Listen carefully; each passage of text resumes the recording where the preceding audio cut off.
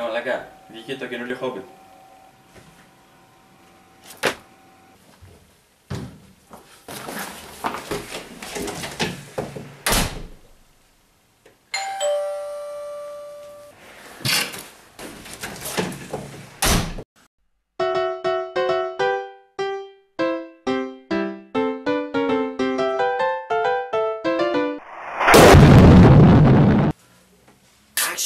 Οι ταινίες Hobbit ήταν μια ωραία συνοδεία αυτά τα τελευταία 3 χρόνια. Μα αυτό ήταν.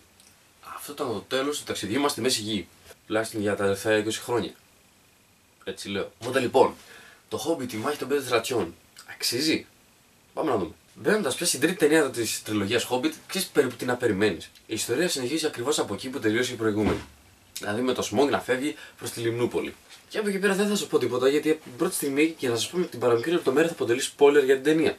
Το cast επίσης δεν έχει να σχολιάσει κανείς κάτι, αφού παίζουν φανταστικοί ηθοποιοί και όλοι κάνουν καταπληκτική δουλειά. Δεν έχει να πει τίποτα για τον Gandalf, ο Ιαν Μακκέλεν είναι πάλι καταπληκτικός, ο Μάρτιν Φρήμαν το ίδιο, ο Ράντο Μπλουμ σαν Λέγκολας και η Βαγγελίνη σαν το Ριέλ και όλοι την Άννη. Και γενικότερα ο καθένας που παίζει εδώ πέρα είναι ένας και ένας, είναι διαλεγμένοι, οπότε δεν έχει να πει ούτε γι' αυτό κάτι.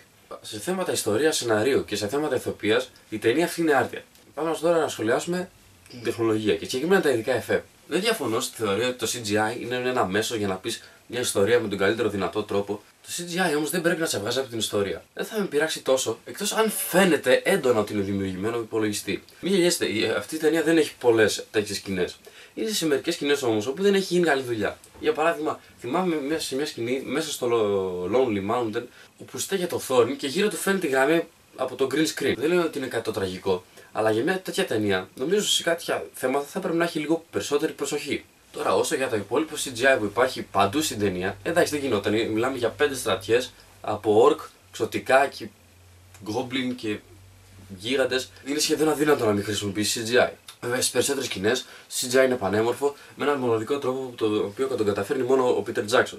Και μιλώντας για τον Peter Jackson, πάλι σε αυτή την ταινία έχουμε αυτές τις φοβερές σκηνές με τοπία, όπου ο ήρωας βρίσκεται στη μέση και από πίσω βλέπουμε ένα τεράστιο βουνό ή ένα λόφο ή τη στρατιά που έρχεται και όλα αυτά μου θυμίζουν Lord of the Rings, οπότε ο Peter Jackson είναι ιδιοφυΐα.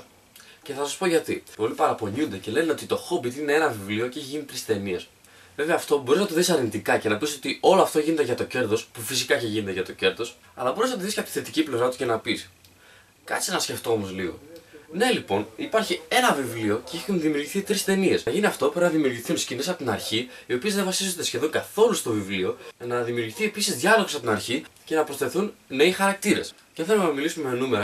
Οι τελευταίες 25 με 50 σελίδες είναι η τρίτη ταινία. Δηλαδή, όλο το παραπάνω προέρχεται από μια δημιουργική και παραγωγική προσπάθεια του Peter Jackson και των σεναριογράφων του.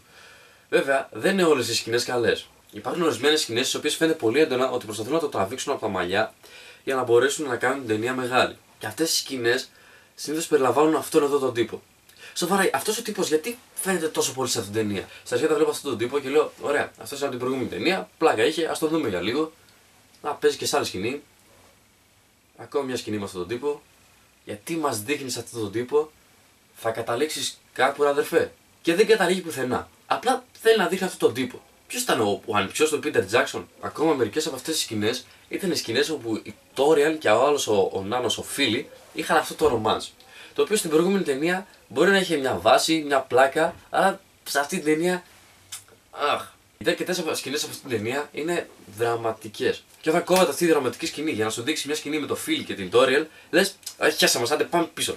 Από τα αγαπημένα μου κομμάτια της ταινίας ήταν η σκηνή που δένει τις ταινίες Hobbit με την ταινία Lord of the Rings. Έχουμε αρκετά νωρίς στην ταινία το τελείωμα της ιστορίας του νεκρομάντη στον Dol Guldur και εκείνη η σκηνή ήταν καταπληκτική. Θυμάστε αυτή τη σκηνή στην αρχική τριλογία Lord of the Rings, όπου ο Legolas κάνει κάτι τρελά με τον ελέφαντα και το τόξο του και σκοτώνει πολλούς όρκ μαζί?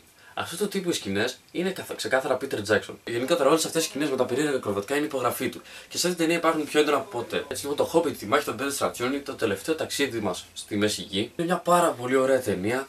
Όμορφη, είναι το κλείσιμο της τριλογίας του Hobbit. Ναι, μερικές φορές θα νιώσει ότι το τραβάει τα μαλλιά, αλλά επίσης είναι λίγες αυτές οι σκηνές και δεν χαλάει πολύ τη συνολική εικόνα. Οι μάχες είναι επικές, οι δραματικές σκηνές είναι πολύ ωραίες, άρα αυτή η ταινία θα αρέσει στον Jack Norris. Αυτό ήταν το review μου για το Hobbit, η μάχη των 5 στρατιών. Κάντε like αν σας άρεσε το βίντεο και κάντε subscribe αν θέλετε να δείτε και άλλα βίντεο μου. Και μέχρι την επόμενη φορά, γεια σας!